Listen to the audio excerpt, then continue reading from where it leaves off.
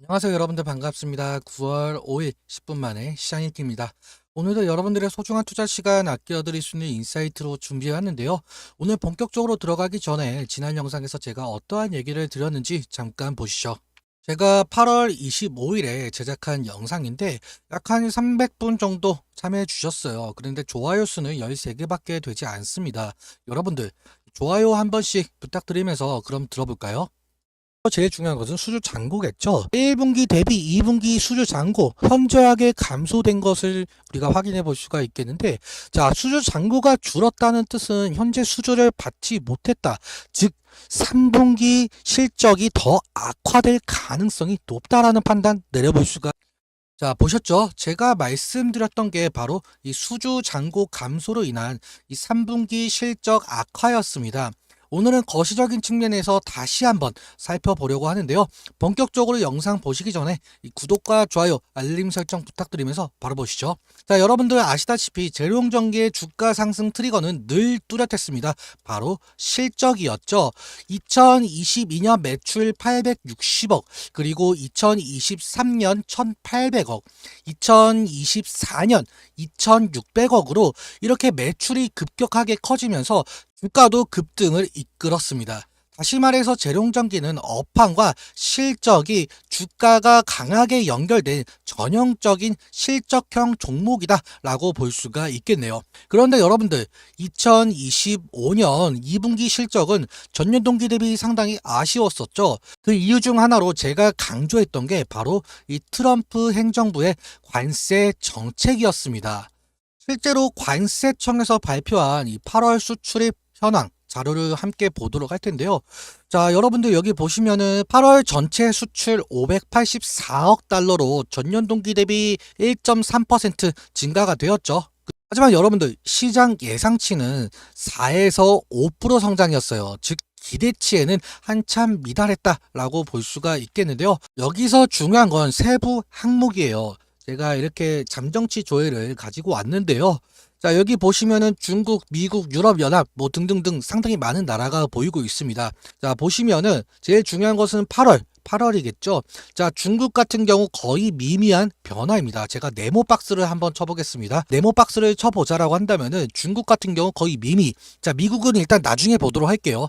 유럽연합도 거의 미미하죠. 자, 다른 나라들은 거의 미미한 수치를 보여주고 있는데, 자, 미국 같은 경우 상당히 줄어든 모습을 우리가 확인해 볼 수가 있습니다. 자, 다시 말해서 미국향 수출만 전월 대비 급감을 했던 거죠.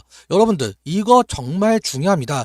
전체 수출은 소폭 늘었지만 이 미국향 감소가 수출 기대치를 깎아내린 주범이었다라고 볼 수가 있겠죠. 자, 그럼 여러분들 이게 재룡전기와 무슨 상관이 있을까요?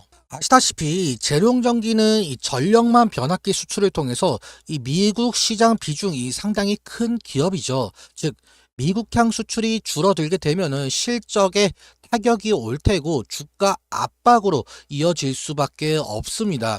제가 지난번 영상에서 말씀드렸던 이 3분기 실적 부담 바로 이 부분이 데이터로 확인이 된 겁니다.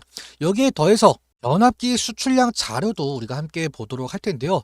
자, 재룡전기 주주님들이라면 아실 겁니다. 재룡전기와 재룡산업은 서울 광진구에 있고 광진구의 변압기 업체는 사실상 이 재룡전기밖에 없다는 점. 자, 여기 2025년 수출을 우리가 함께 보자라고 한다면 아직 8월 달이 집계가 되진 않았습니다. 하지만 흐름상 8월 수출량은 7월 대비 상당히 줄었을 가능성이 높겠죠. 즉 대미 수출 감소가 이 변압기 수출 물량에도 반영이 됐을 가능성이 크다라는 거죠. 그럼 여러분들 우리는 미국향 수출만 바라봐야 될까요? 꼭 그렇지만은 않습니다. 자, 이 부분에 대한 거는 회사 경영진들의 판단이긴 하지만 우리가 좀 예상해 볼 수가 있는 건 바로 내수 시장인데요. 현재 재룡전기의 내수 매출 비중은 10%도 채 되지 않습니다. 하지만 트럼프 시대의 수출 리스크를 관리하기 위해서라도 수출 시장 확대가 필요하겠죠. 이재명 정부가 발표한 2026년 예산안을 우리가 함께 살펴보도록 할 텐데요. 핵심 키워드가 나와 있습니다. 자, 여기 제가 확대를 한번 해보자라고 한다면 핵심 키워드 AI 대전환 시대, AI 대전환입니다. 그죠? 자, 18페이지를 우리가 함께 살펴보자라고 한다면요. 자, AI 시대에 가장 중요한 건 뭐죠? 바로 이 전력망 확충입니다. 실제로 예산안을 우리가 함께 보자면 전력망 구축, 에너지 인프라에 대해서 예산이 크게 늘어난 모습을 우리가 확인해 볼 수가 있습니다. 자, 여러분들 이 부분 아시면 좋을 것 같아서 제가 한번 말씀을 드릴게요. 우리나라 전력망 같은 경우는 대부분 이 정부와 한국전력에서 관리합니다. 근데 이게 입찰 형식으로 사업을 진행할 때도 있지만 대부분 전력 기업들은 한전이 매년 주요 전력 기업들과 이 계약을 맺으면서 시장 파이를 좀 나눠주는 구조를 가지고 있습니다.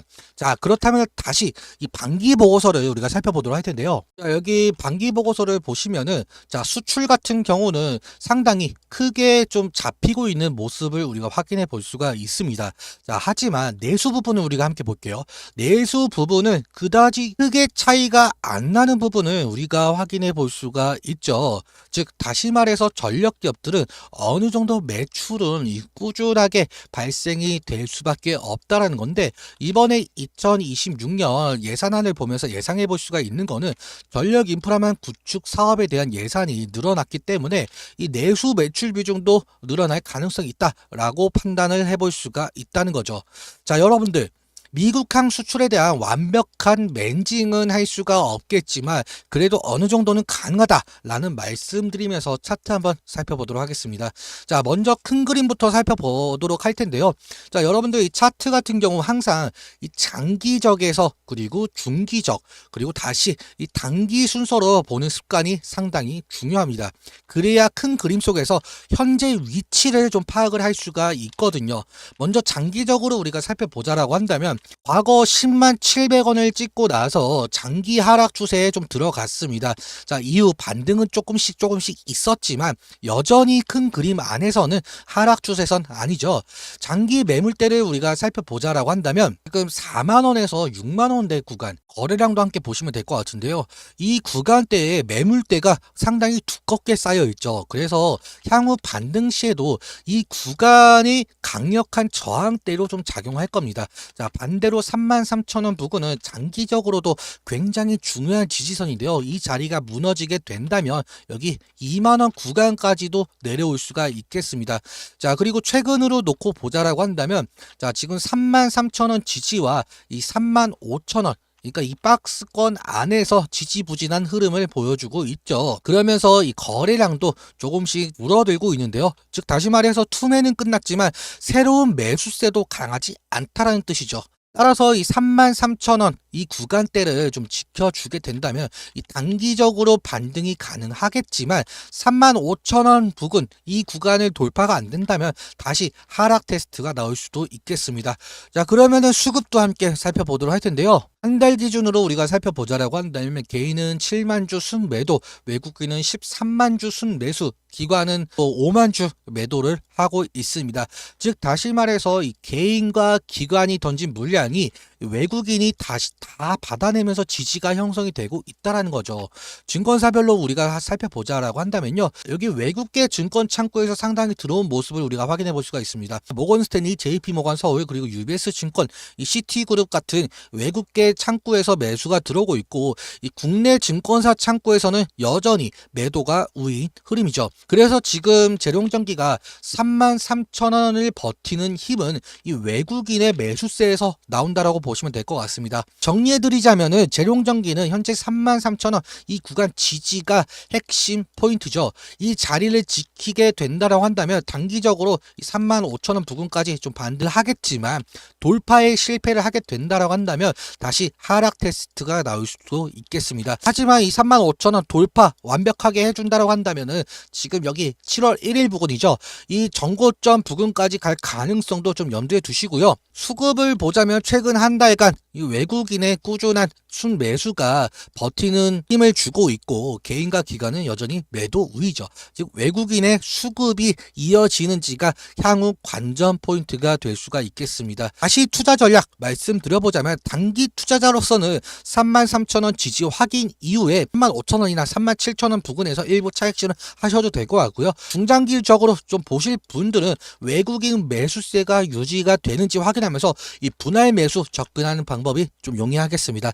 다만 단기적이든 중장기적이든 이 33,000원 부근 좀 무너지게 된다라고 한다면 반드시 손절도 고려하셔야 되겠죠. 오늘 핵심은 이 대미 수출 감소라는 변수 속에서 이 내수 시장 확대와 그리고 정부 전력망 예산이 새로운 기회가 될 수가 있다라는 점이죠. 앞으로는 환율 그리고 수출 데이터, 정부 예산 집행까지 이 종합적으로 좀 보셔야 될 것 같고요. 저도 이 부분 관련해서 계속해서 추적해가지고 다음 영상에서 업데이트 드리도록 하겠습니다. 자, 오늘 영상 도움이 되셨다면 구독과 좋아요, 알림 설정 꼭 부탁드리고 다음 영상에서 더 깊이 있는 내용으로 찾아뵙도록 하겠습니다. 지금까지 10분 만에 시장님이었습니다. 감사합니다.